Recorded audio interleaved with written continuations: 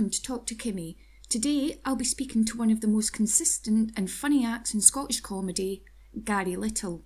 Gary, good morning. Good morning to you, Kim. Right, Gary, when and how did you get into comedy? It was 2003, and what had happened was I had no intentions of doing comedy. I hadn't even been at a comedy club. I was a guy that used to have a lot of parties. I'm one of those guys that's either funny at a party or an arsehole, both. And someone who'd been to a couple of my parties had seen me, and she knew someone that ran a wee comedy club. He asked me, obviously when I was drunk. I said yes. But then when I sobered up, I told him I couldn't do it, but he kept on it with me for a few times. I eventually gave it a shot, and that was it. Started. What has been your best performance to date? I think I'm probably like most comics that if you've got a room full of people laughing, that's the best performance. I did obviously big gigs. Supported Bill Burr at the Callum Academy, and I've played the Kings and stuff. So I played big gigs. But one of my favourite gigs as a show was my 2013 show. That was at the Stand, available on DVD. And that was just like, it was a gig that I was a wee bit nervous about, but when it went on, I just really, really enjoyed it, and the crowd were amazing, like the Glasgow crowd, so what else can you ask for? Now, I've actually got that DVD. Oh, do you? Yeah, Right. I think I tried to blag it off you free in Pitloch Yeah, I one remember. time. No, you tried to get it at a reduced fee. Yeah, I think that's what it was. We compromised. Okay, do you remember the first time that you've been on stage and you've thought, this is not going well? It was probably, inevitably, it would have been a gig down south. For Scottish acts, when they first start out, because you've got all this thing in your head that they can't understand you, which is funny because we can understand everyone else, but for a lot of English people, they give it, can't understand you. But probably coming from Glasgow, we do speak a wee bit quicker. So I've had a couple in England when I was first starting, and even like last year, I was doing a gig, and it's just not a nice feeling. I felt as if someone was going around all the tables, switching any volume off from that table.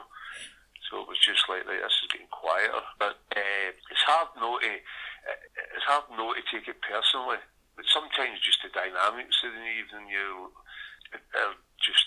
a frustrating thing about being a comic. You can have 100 good gigs doing the same stuff, and then you do one gig and you start beating yourself up, thinking, oh, shit, you know what, that's just the way it is. Okay. Gary, comedians have got a bit of a reputation for being miserable. Would you agree with that? They've probably got a reputation, but I don't know if it's relevant now, because I think it's just, they're just part of society. They're just not, I was going to say they're normal people, but they probably have been abnormal, want to go and stand in front of strangers, and bare your soul.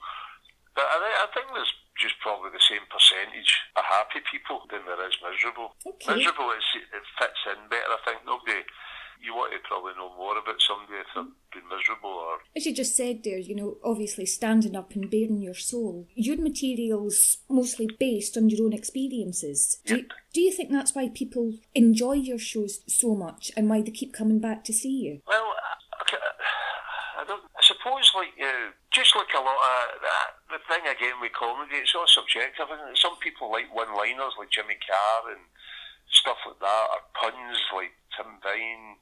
But I would hope that people that come to see me once, and enjoy it, do come back, because they know they're getting to get to know more about myself through the stories.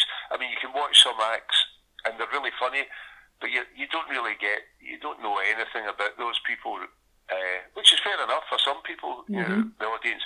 But I think I like to place them in the scenarios that I'm talking about, so that then they can cringe with me, imagining being in those situations. You've sold out at the Glasgow Festival for the past 4 years, and you'll be there again this year. Yeah, sold out. Yeah, and it's sold out again, so no point asking you for a free ticket then.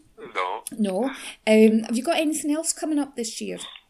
Well, obviously after March, the Glasgow Comedy Festival, I'm hoping to maybe do, last year I did a wee 9 or 10 day Scottish tour, and I'd like to try and build on that, because there's loads of people obviously that don't know who I am, and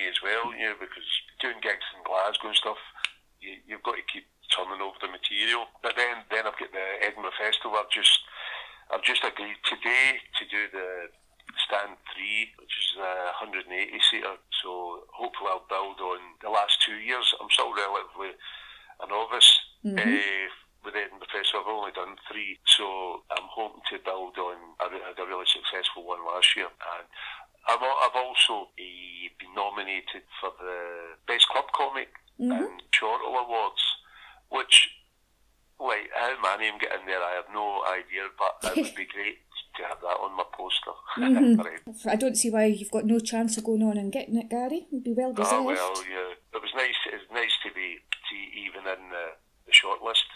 It's nice to get recognised that way as well. Yeah, well, I'm sure the majority of people in England are now thinking I'm Stu Who's brother, but saying Gary Who. But as I say, it's nice to even just be in the running. Right, a couple of quick questions for you. Okay.